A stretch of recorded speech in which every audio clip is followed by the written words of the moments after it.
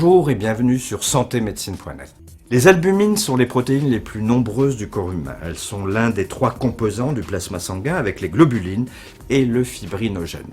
L'albumine est fabriquée par le foie mais également apportée par certains aliments, notamment le lait et l'œuf.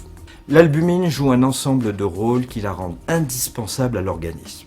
Elle est en effet nécessaire, entre autres, à la bonne répartition des liquides entre les différentes structures que sont les vaisseaux, les tissus et l'espace qui les sépare, appelé milieu interstitiel.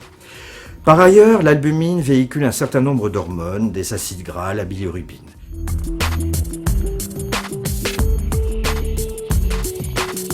Fabriquées par le foie, comme nous l'avons vu, les protéines d'albumine transportent des éléments du sang, comme les facteurs de coagulation ou encore les hormones. Elles jouent également un rôle dans le maintien de l'équilibre hydrique du sang.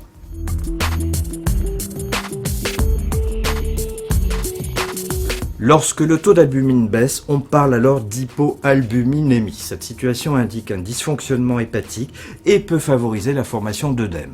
Plusieurs événements peuvent expliquer cette situation. Parmi eux, citons par exemple des carences alimentaires, une entéropathie exsudative avec une intolérance ou une perte par le tube digestif de certains éléments riches en protéines, une grossesse, une pathologie rénale, une brûlure grave ou un dysfonctionnement hépatique.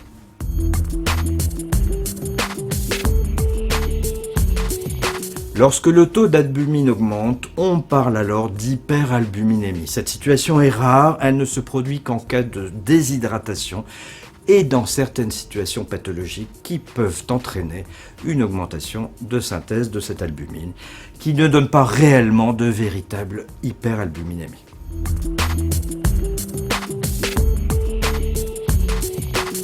Sachez que les résultats de votre laboratoire ne constituent pas à eux seuls un véritable diagnostic. Il est donc important de consulter le médecin qui a prescrit cet examen afin de prévoir avec lui des examens complémentaires s'il le juge ou un éventuel traitement.